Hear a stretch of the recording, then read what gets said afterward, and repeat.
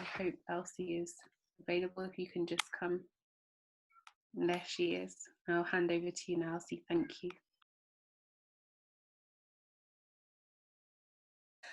And hello, everybody. Thank you so much for inviting me to share my experiences, because that's basically what I'll be doing, is sharing my experiences as a midwife around why Black women don't breastfeed. So I just want to contextualize my talk in who I am. So I'm a mother of 3 children, all of whom I breastfed for progressively longer periods as I went on in childbirth. So my daughter, who was the last baby, was breastfed for the longest. I guess you learn as you go along, practically, how it can work.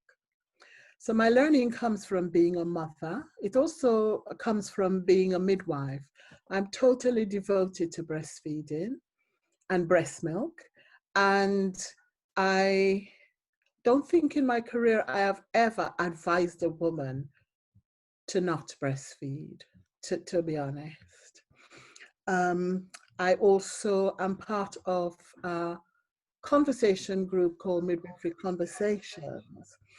And part of my way of working is that I like to understand what I'm doing, fully before I actually act. So if I'm buying a fridge, for example, I really research it and then I choose according to my needs. So with Midwifery Conversations, it started out as being an information gathering and a sharing for midwives who didn't have any other forum to share in. So primarily Black midwives, because I believe there's a systematic erasure of midwifery, certainly in this country, going on. And a lot of midwives in the NHS cannot speak, otherwise they're severely sanctioned. So Midwifery Conversation started out as like a once a month event that we would gather, have lunch, chat, and then we'd have a speaker to give us some updating. It moved on then to being supported by a major milk making company who will be nameless. But what that enabled me to do is to actually interact with the commercialization of infant feeding, to really understand what was going on, how they worked, how they marketed, but also it allowed us some space to develop a network, to hear from some really profound speakers. So for example, we've engaged a coroner in terms of our work. We've heard from Fitness to Practice. So it really helped us to look very carefully at how midwives operate within the system, as well as receiving money from a milk making company. So a friend of mine said, Elsie, you've gone to the dark side. Well, for me, it was really about the learning and utilizing all the things that would help us to make a difference for Black women in particular. So I work as a private midwife part-time. And what that has done is to allow me to engage women, particularly in the COVID pandemic, to give full care to women, but the women who could afford to pay for care, which is really an indictment on the system, because what was happening in the NHS was that a lot of women, because of the restrictions, or indeed the fear of going into hospital, a lot of women stepped out of the NHS to seek private and pay for that care. Some of our women, and I have to say I support women who free birth, some of the women that I was supporting when they chose free birthing were Black women. In fact, all of them were Black women, if I am honest. So some of my insight comes from there as well. I also worked overseas for 6 years in the Caribbean and also in Africa. So I was able to actually really get good hands-on practical experience and have a chat, conversation with those women who were working in very different ways with their infants versus UK mothers. And then finally now, I just wanted to say that one of the things I've been really busy creating along with other midwives, in fact, yes, largely Black midwives, is a practice called Mimosa Midwives. So it's a continuity of carer model based on traditional midwifery in the UK, and we are working towards developing care within the NHS to give best care, and our focus mainly is on women of African descent who have the worst outcomes. So why breast milk focus? Well, I was really grateful for Dr. Hannah Dennison to talk about the physiology of lactation, how it works, because it helps me not to have to talk about that. But for me, it's part of the physiology of childbirth, the whole of the continuum of childbirth. It's free, it's ideally suited to babies. Well, all mammalian milk is suited to the baby that is produced as a result of that pregnancy, but it also supports maternal health, both physically and mentally. But especially for Black women, it enhances the nurturing of our babies and the mothers, but it also reduces the impact of racism, because it has come to me that racism actually begins in the womb. It supports optimum brain development, so it will help our babies to achieve. It supports optimum development of the gut microbiome and of the immune system. And I think that is really, really important now, particularly because women are talking about, well, certainly the women that I'm engaging within the Black community are saying they're very suspicious of the vaccinations that are being brought into play as a result of the COVID-19 virus. And they would prefer to focus their efforts on developing a good immune system. And then finally, it supports Black maternal health. So, some of the things that I've actually seen is, and this is really very sad, is a huge lack of knowledge and understanding, certainly within the professions, and I include midwives in that equation. And some of the things that have come to me is that the pressures in the NHS, it doesn't leave a lot of time for midwives to actually spend time to sit and research, to learn, to join conversations such as this. I'm sad that not a lot of midwives that I know are actually on this event today, because there was such a lot of learning. And actually, when they finish working inside the system, they don't want, they've said to us, I don't want to talk about work. I really am not interested. I need to do life now, So there is the GPs also, I find, and this is more in terms of when women have to be referred for issues like mastitis and they need antibiotics, because we're not prescribed, well, I'm not a prescriber.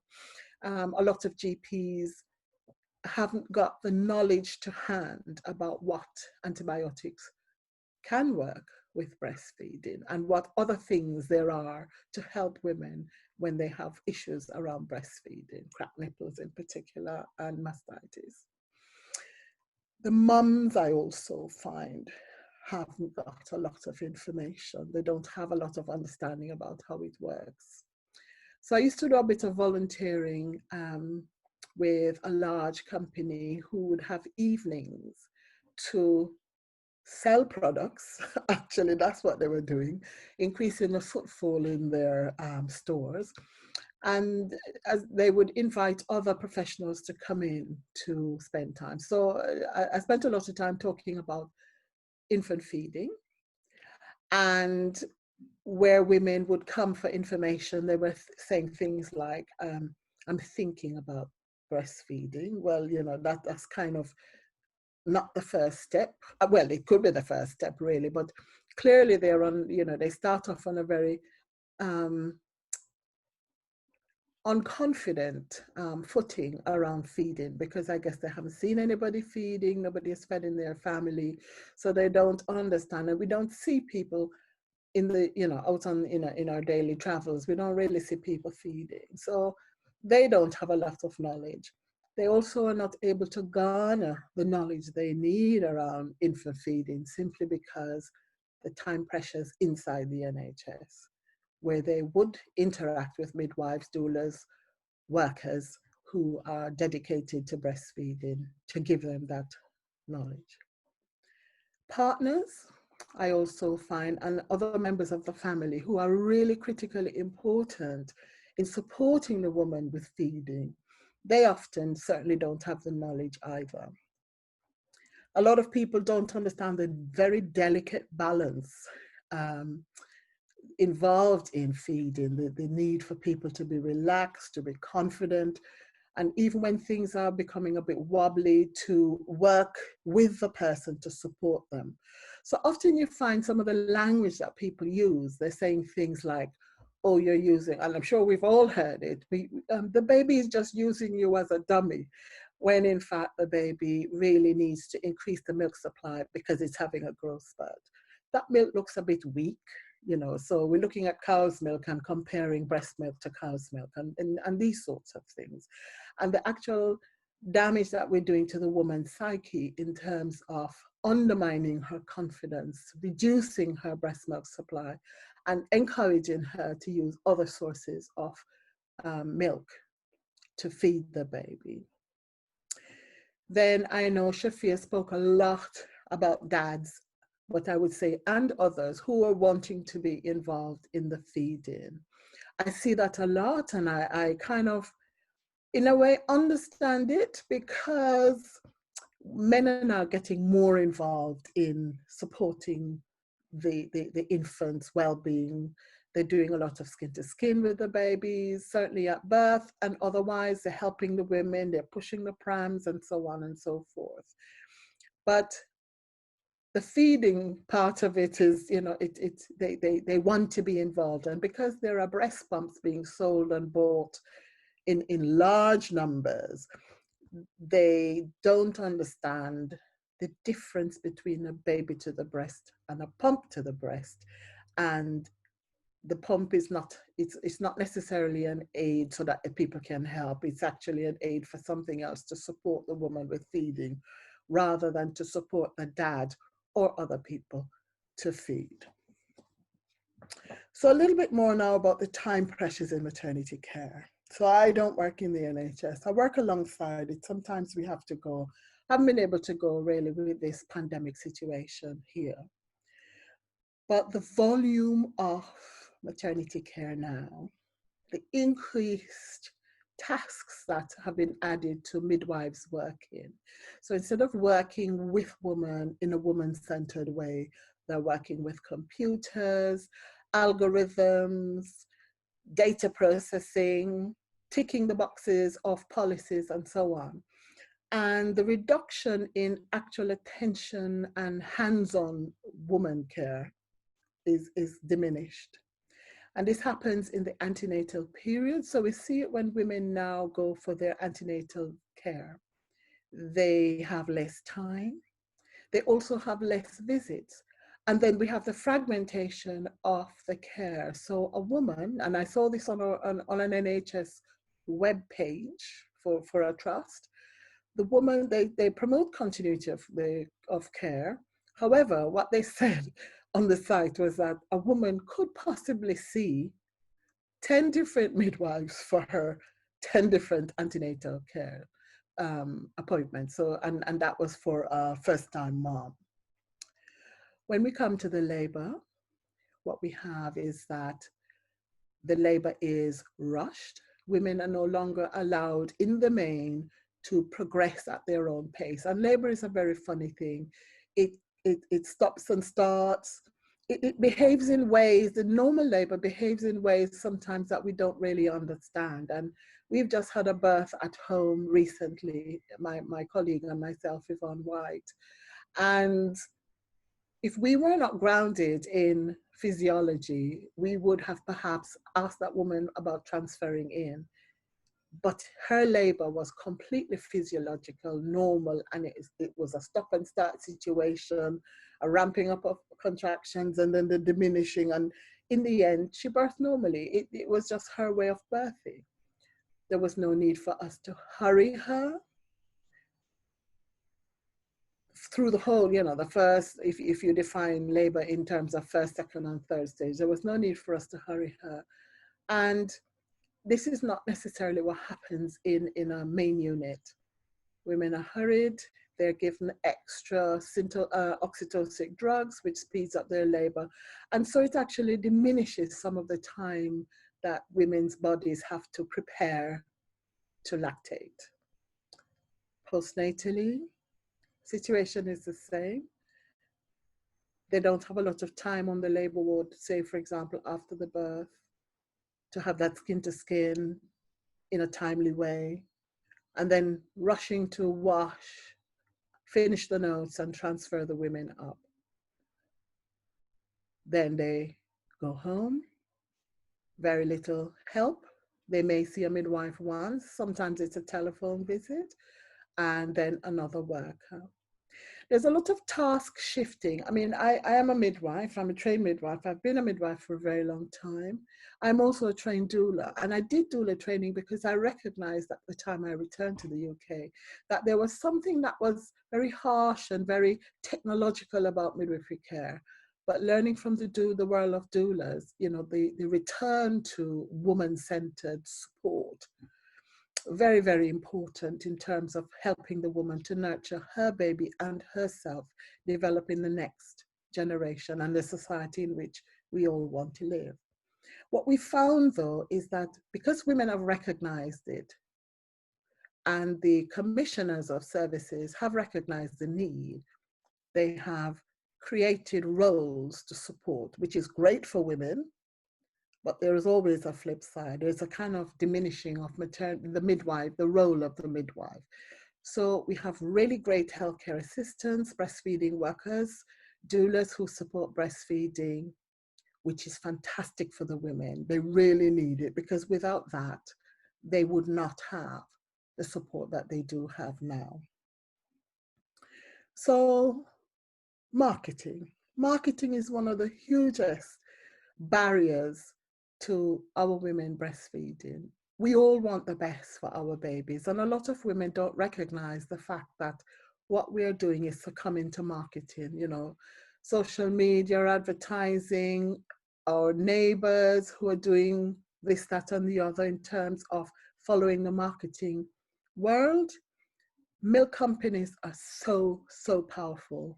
They spend millions on developing their product, millions on the marketing of their products. But then we have other people who are developing other products. So for example, breast pumps, creams, aids to lactation. I mean, I met this week, I met a silent breast pump, which I'd never heard of before. And all these things, when women go to have a look to see what they want for the babies, they want the best for the babies, all the shiny equipment. And actually, do they really need these things? But the marketing is so well developed that people think they have to get it. When I was volunteering for this large commercial company, doing their volunteer work, women would come and ask me which breast pump they should buy and all these sorts of things, which bottle they should buy. And they were buying it just in case they needed it. Well, actually, did they really need it? But they felt they did because the marketing was so powerful. When I worked abroad, I was so pleased to see that there were some countries that created breastfeeding time or feeding time for the moms to go home to feed their babies. So even though they return to work, say after 3 months or something like that, they always got time to return home to feed their babies. And in times of the economic pressures, these are the sorts of things I think that government should be looking at in terms of helping women to grow healthy babies so that we can actually improve the public health. But women here, and particularly women who are single or in precarious situations in terms of, you know, being a single parent, responsible for the family, or whatever the needs are in terms of their economics. A lot of women are pressured into going back to work early, and the breastfeeding actually diminishes.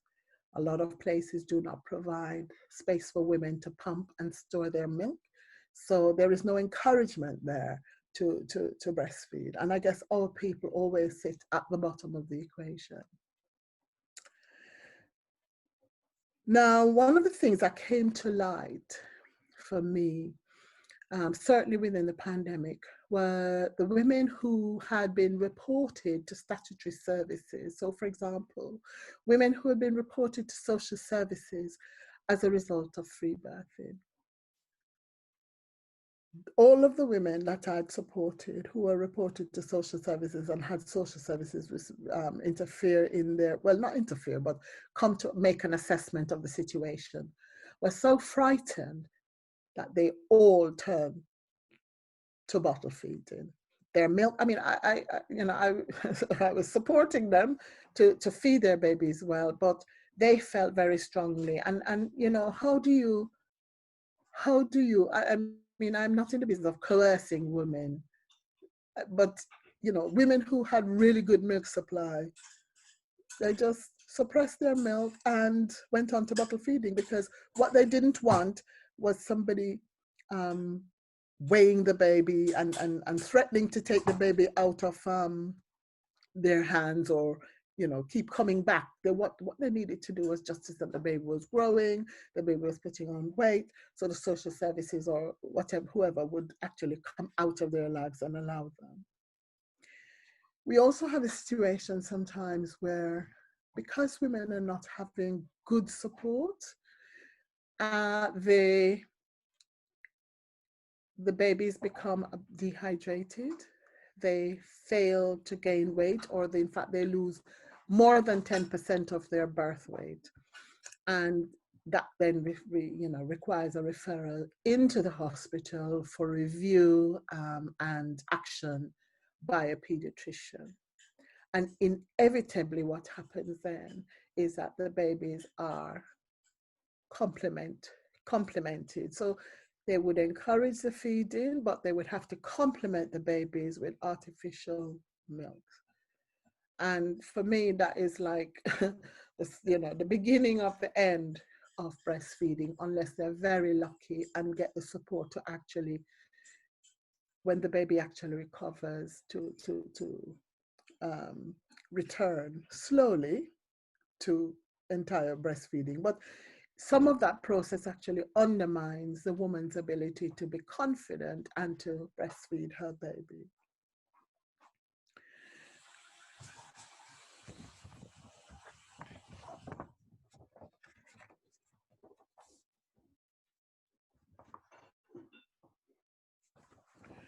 Okay, so there are some of the issues I've found relate to breastfeeding being seen as a sexual thing. The first time I met it was when I was expecting my baby, my first baby. And I was walking in the park with a colleague who, she was walking her dog. I was just having some exercise. And we just got to chatting about our expected babies. And I just happened to say to her, X, you are going to breastfeed. And she said, she turned to me and she said, "Oh no, Elsie, my breasts are for my husband." Well, honestly, I was like, I've never heard it before. I never thought it as a midwife. It was a natural thing to breastfeed, but it actually got me thinking.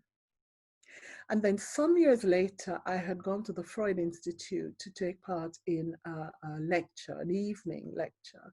And, we watched a film about birth, stillbirth, and what happens to people when they're trying to resolve issues within themselves around breastfeeding. And it was an eye-opener to me about the complexity of childbirth, and in particular, the act of breastfeeding. Some people, and I think Shafia did actually mention quite a bit about that today. One of the issues I encountered in my NHS working was a manager who was trying really hard to bring up the breastfeeding rates in the unit. It was so poor.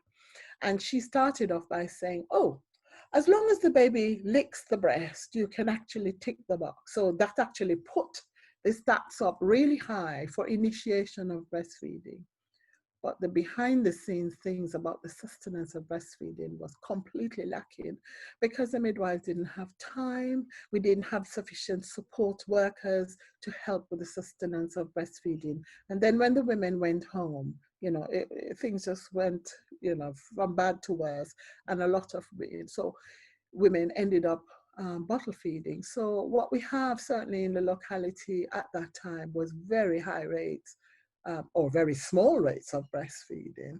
And in areas of deprivation, where we have a lot of vulnerable people, a lot of Black women who sit at the bottom of services, who have the worst outcomes, you know, what hope is there if we're not getting the help and support with breastfeeding sustenance in the long term?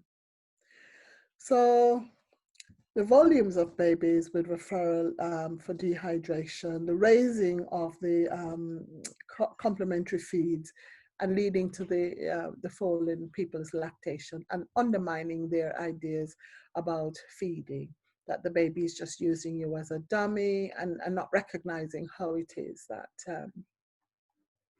that lactation works.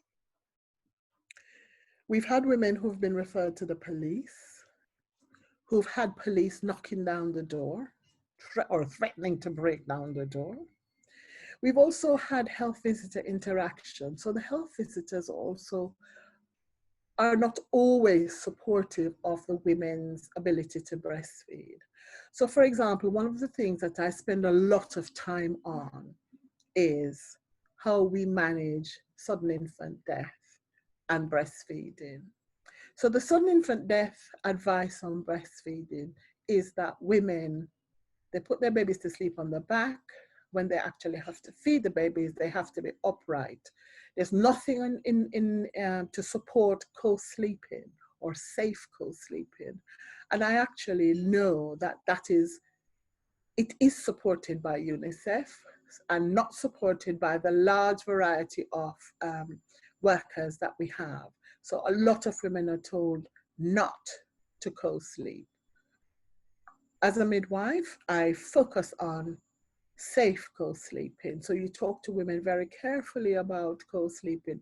And to be honest, sometimes the women are doing it anyway, whether people like it or not.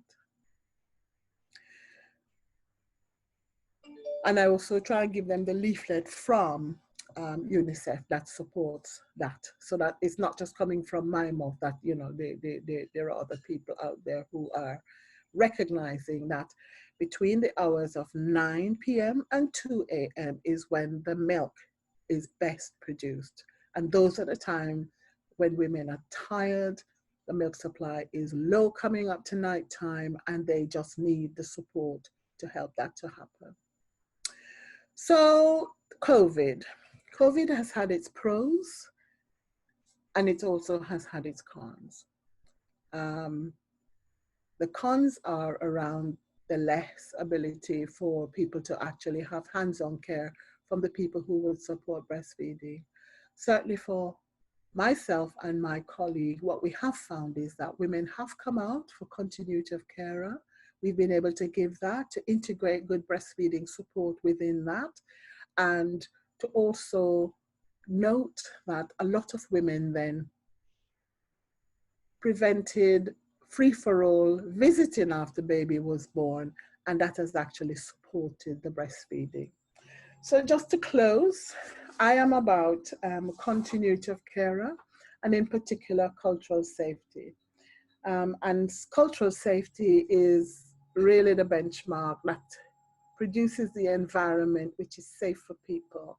It helps them to choose care that they feel safe for themselves.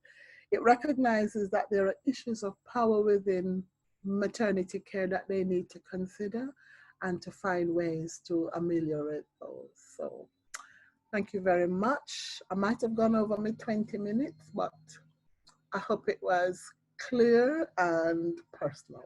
Thank you. Thank you so much. Thanks coming in from the comments here as well. Fantastic information and affirmation that, or validation expressed by others I experienced. Comments are coming in. I've lost that comment from Cherie. I experienced so many of these issues with regards to the NHS for my first child. Lots of thanks. Co-sleeping is safer for breastfeeding babies due to the position baby is placed next to mother, from Ruth. Thank you all so much. I wish all people had you as their midwife. So yeah, unless there's any questions for Elsie, I think we might move forward, but do take the time to ask them while we're still here. Well, I'm okay for afterwards as well, because, you know, there's a lot. There's a lot. And it's, you know, issues deep, really deep. Absolutely. Co-sleeping. There's a question in the session Q&A. Thank you, Venetia, for pointing that out. Let me see. Yeah.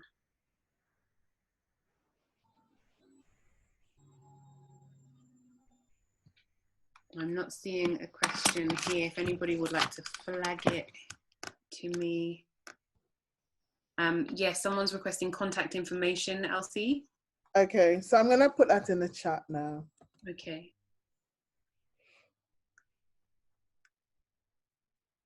And someone has also shared links from Basis and the Lullaby Trust to use in relation to conversations about breastfeeding and sleep in community. That's added to the comment section. Someone's copied and pasted this over. This is the question, Elsie. You said that the Black women that you are interacting with are suspicious about potential COVID vaccines. Would you say that Black communities have a distrust of vaccines generally as part of white systems? Or is it more that your women might be part of communities who are generally more drawn to the natural, and that's where the anti-vax comes from? So the women I interact with are, yes, but I think generally speaking, most women are suspicious. I mean, I'm very concerned myself at the volume of vaccinations that are given at such a tender age. And for myself, I believe in selective immunization because, and it has to be person-centered, because there are some babies who need to delay their immunization. There are some things that I think are important, but then there are some women who will take everything and some who will take nothing. So it's all about choice. And we do have a choice in this so-called democracy that we live in. And, you know, it's important for us to give people the information so that they can choose. But it's not just the anti-vaxxers. I think everybody's, you know, beginning to consider very carefully the vaccination programs, in particular what's going on around the COVID now. Thank you, Elsie. And if there's any other comments or questions, I think that's everything. But as you said, there is a lot there, a lot covered on so many layers as well. So I think it would be great for more conversations within the Hoover app to continue, and hopefully you'll be sticking around to engage with that. And Becky just said, fabulous, thank you, Elsie. I hear a lot. Oh,